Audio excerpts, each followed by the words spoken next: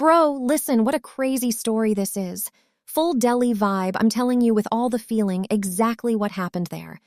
After I graduated from college, I took a loan and set up the only pumping station in the entire village. For 8 straight years, I didn't charge people a single rupee extra, just the basic electricity cost, so that their orchards could survive every dry season. Then what happened? My own blood uncle and some agriculture guy teamed up and filed a report against me. Those bastards started blaming me for electricity theft and water manipulation. They forced me to give up control. So I also slapped my signature on a voluntary liability waiver and an asset division agreement. But whatever was mine, I took back. My high-torque industrial pump motor. I went straight to the city outskirts and built a fully automated eco-farm there. Then came that deadly drought, bro. When the villagers saw water bills touching the sky and dead trees on the hills, they lost it. They dragged my dear Uncle Harold and buried him face first in the dirt. Now listen where this whole mess started. I had just finished cleaning the pump filter when Uncle Harold stormed into the pump room. Derek was on one side of him and some strangers with briefcases on the other. The second Harold stepped in, his face twisted. What kind of junk is this? So much noise. Eli, how old is this pump? Its efficiency is total crap. Water's dripping like a leaky tap. Are you blocking the supply on purpose? Right then, Aunt Rosa showed up with her empty buckets to get in line. She immediately put her stick down and said, "Our village is at a high altitude. Pumping water up here isn't easy. For 8 years, Eli's only charged us for electricity. Cut the kids some slack. Come on, open the gate and let the water flow." Harold sneered. "You say he only charges electricity. Then why did my family pay 60 yuan last month? You gonna tell me he didn't skim commission in the middle or sell water to the next village in secret?" I kept my voice dead calm and said, "Your orchard is at the highest point of the hill. Pumping water up there uses more electricity. All the ledgers are hanging on the wall there. Go read them yourself. Don't you have eyes?" "I don't understand your fake books. All I know is you're robbing these people." He turned to the crowd and shouted, "Everyone listen up. This is Victor, the manager from Greenflow Agricorp in the city. He says if we hand this rusty operation over to his company, they'll upgrade everything to a smart irrigation system without charging a rupee." The men and women filling water nearby heard the commotion and gathered around us. Manager Victor cleared his throat. "Brothers and sisters, modern farming means precision drip irrigation. This old setup should have been replaced ages ago. Hand it over to us and we'll change everything at zero cost. You'll be able to water your fields from your phone while sitting at home." Aunt Rosa, who was smiling at me lovingly just minutes ago, the second she heard the words "free upgrade," started avoiding my eyes. The other villagers started whispering too. "Free upgrade? Bro, that's amazing. Anyway, this pump is too old, breaks down every other day. Harold's seen the outside world, he won't wish us bad." I looked at those familiar faces. These were the same people I used to run for in pouring rain at midnight to fix lines. The same people whose orchards I saved from dying. I saw how the hesitation on their faces was turning into greed and hope, and then a cold hatred and suspicion for me started floating in their eyes. The wrench in my hand went completely cold. Next morning, the first ray of dawn hadn't even broken. I was still in bed when the village loudspeaker blared. Uncle Harold's voice echoed. Dead serious, official tone. He was calling every guy in the village to the community hall. Agenda was clear. Remove Eli Stone from water supply control and bring in modernization. By the time I got there, the welfare courtyard was packed. Harold was standing on the steps, holding a bundle of printed papers. "Neighbors, water is the blood in this village's veins. We can't let one man hold it hostage and suck our blood." The village sarpanch also showed up, hands behind his back, swaggering, and said, "Eli, you see what everyone wants. This is about agricultural modernization. You should think bigger, for the good of the whole village." My uncle said straight up that if I didn't hand over the keys, the Greenflow guys wouldn't even step inside. He was scared I'd sabotage the deal, meaning I'd ruin everything. I told the sarpanch, "Sarpanch G, for 8 full years, whenever a part broke, I paid from my own pocket. In freezing cold, when a pipe burst, I jumped into icy water to fix it. I haven't taken a single cent of subsidy from this village till today, and now you guys are kicking me out? The Sarpanch took a cold breath and said, "Times have changed, Allie. They have the technology of a huge corporation behind them. What can one man do alone? Don't be so stubborn." I looked at the hundreds of people standing in that courtyard, bro. Not one guy stood up for me. Even Aunt Rosa, who was singing praises of my hard work just yesterday, turned her face away. I swear my heart went stone cold. I put my hand in my pocket and pulled out that voluntary liability waiver and asset division agreement that I'd stayed up all night writing and slammed it straight on the Sarpanch's table. "Fine, here are the keys. Since everyone thinks I'm stealing and that company is so great, sign this. Every single one of you will sign this with a thumbprint. From today, I have nothing to do with this village's water supply. Whether there's a drought, a flood, or water rates hit the sky, you guys handle it on your own." Uncle Harold immediately puffed up and said, "Fine, we'll sign. Don't think the whole village will die of thirst without you." Harold pressed his thumb first, then Derek, and then Aunt Rosa. The whole village lined up, bro, scared that their free smart irrigation upgrade might slip away. Everyone was scribbling their names in a hurry. I looked at those pages full of red thumbprints and that heavy burden that had been on my chest for years. It suddenly broke and shattered. The peace I felt in my heart, I can't even explain. I folded the agreement, turned, and walked straight toward the pump room. Harold and his whole gang followed me like I was some thief. I pushed the door open, picked up my wrench, and went straight to the far corner of the engine room. In front of everyone, right as they watched, I disconnected that high-torque industrial pump motor and pulled it out. That motor was the only reason that old pump could pull water from below and send it all the way up behind that high mountain. I'd used my connections and paid a fat amount for that motor. It was my personal property, even if these people always called it a rusty old machine and undervalued it. Seeing it removed, Derek panicked instantly.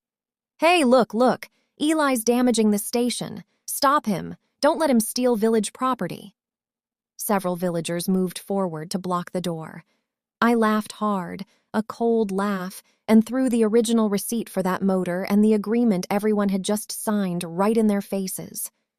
"Open your eyes and look carefully. I paid 80,000 yuan from my pocket for this motor.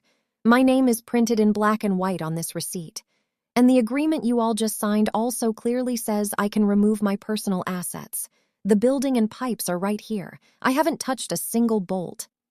The whole room went silent, bro. Harold's face went gray like iron. Staring at that document, not a word came out of his mouth. I lifted that grease-covered old motor off the pump base. By the time it was fully detached, I was drenched in sweat. Its casing was completely beat up, and the paint was long gone. But bro, anyone who understands machines could tell what this thing was. A copper-wound, heavy-duty industrial motor built to run for years. I bought it so it could pull water from the valley floor up to the highest orchard in the village.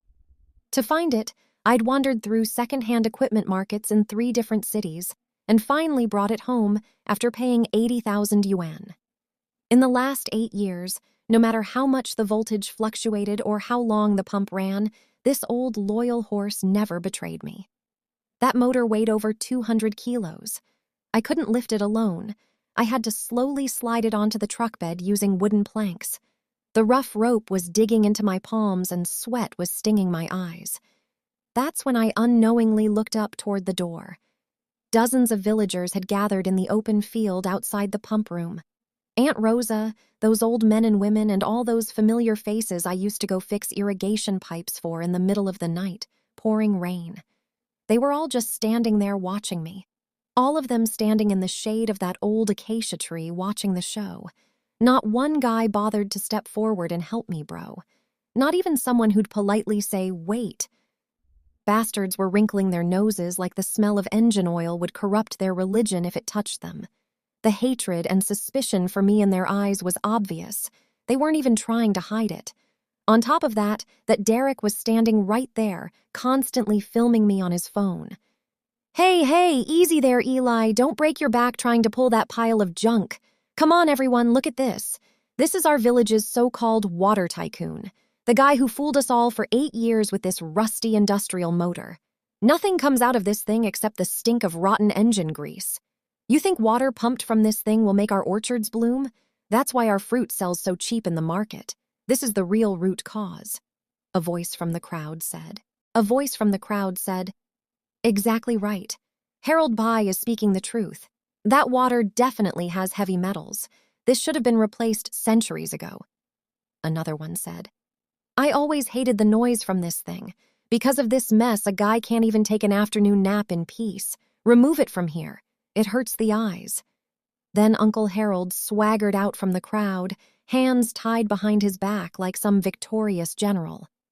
Bro, for this occasion he was wearing a brand new crisp shirt.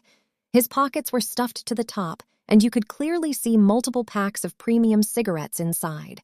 Same promotional fee, aka commission, that the Greenflow guys had just stuffed in his hands.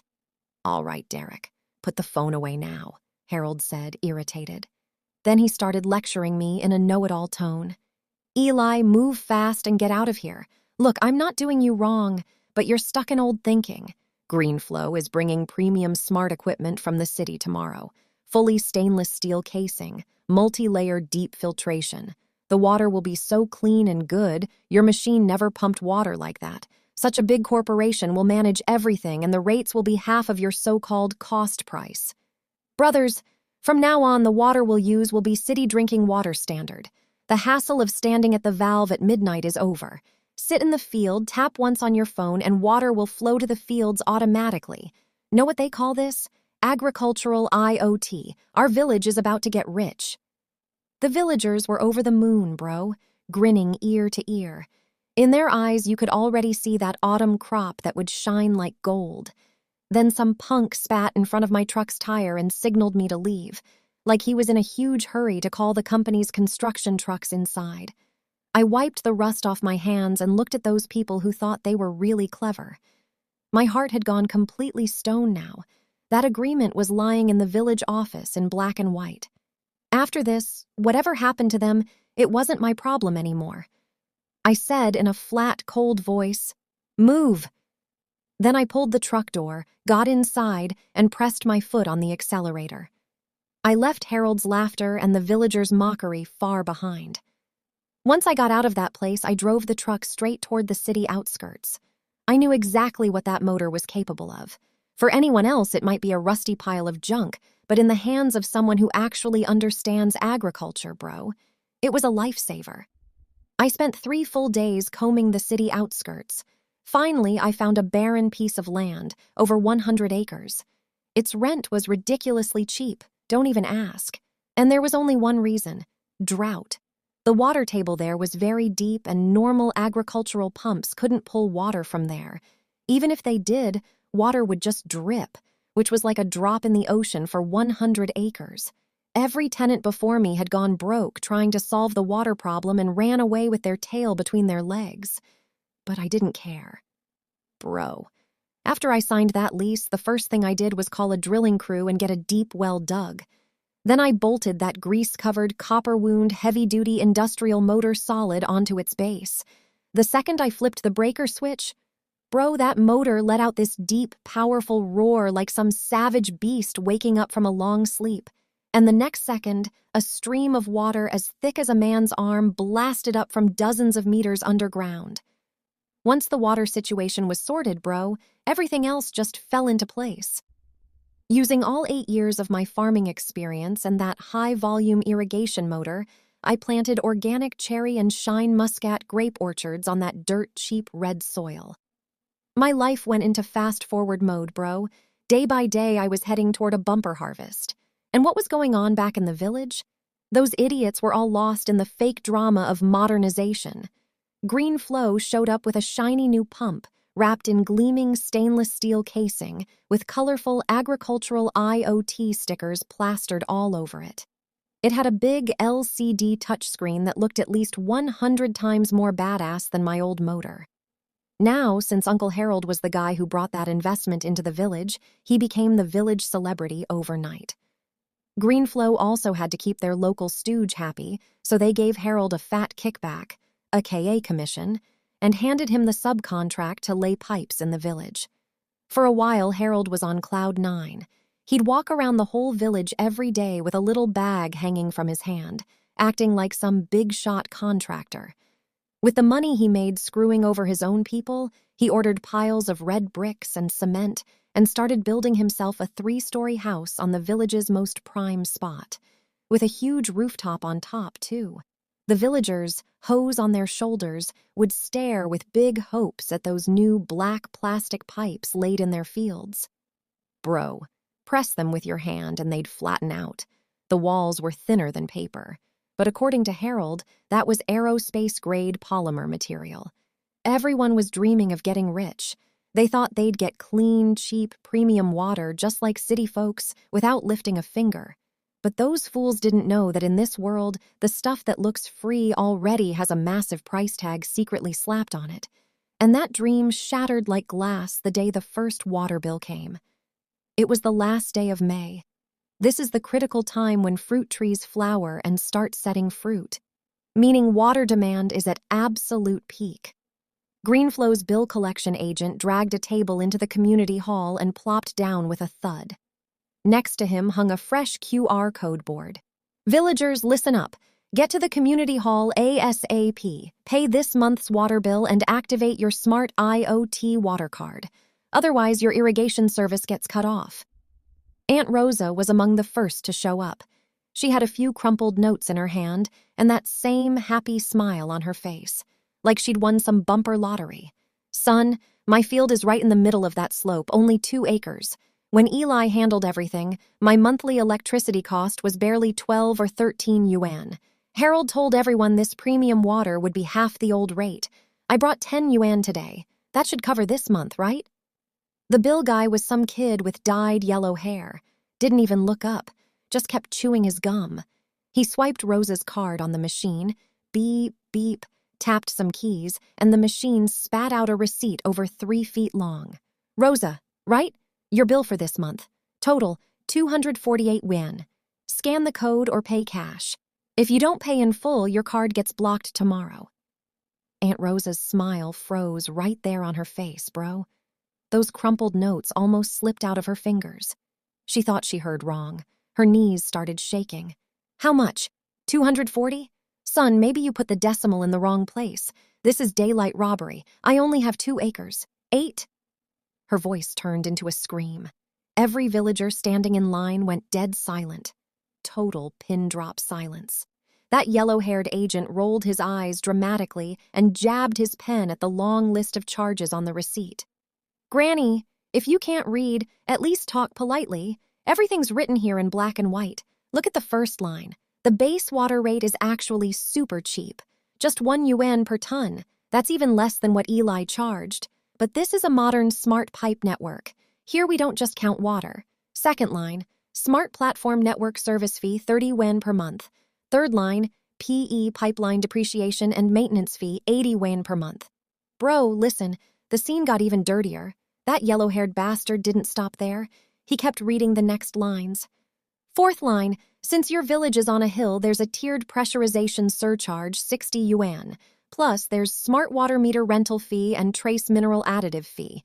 Add all that up and here's your bill. And listen, this rate is after our rural subsidy discount. Think it's expensive? Then why'd you sign the agreement and press your thumb? If it's too expensive, don't swipe the card and get lost. The tap's on your own land. Nobody's holding a gun to your head forcing you to use water. Bro, those words hit the whole village like a hard slap across the face. The news spread like wildfire and everyone lost their minds.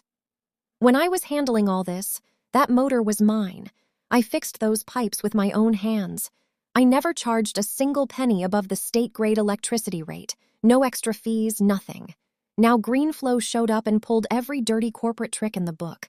Split billing, hidden surcharges, and fees they literally pulled out of thin air. When you added everything up, the cost per acre had shot up dozens of times over. The whole village, bro, exploded. Everyone was furious. The same women who'd argue for half an hour in the market over a few cents, today they were crying tears of blood inside. Hundreds of people gathered in the middle of the village and surrounded Harold's half-built house in 3 layers. "Harold, you bastard, come out and answer. You said the cost would be cut in half. Now watering the fields costs more than buying rice. Did you team up with that company to rob us?" Harold was upstairs on the 2nd floor, admiring his new rooftop. When he saw that angry mob below, he shit his pants too. He fixed his shirt real quick and came out acting all innocent. Inside, he was panicking too, bro, because he just found out about this whole billing scam. But the guy had already eaten 500 Wayne from them, so now he had no choice but to keep up the act. "Why are you all yelling here? Why is your thinking so small, bro? This is a huge company from the provincial capital. Yes,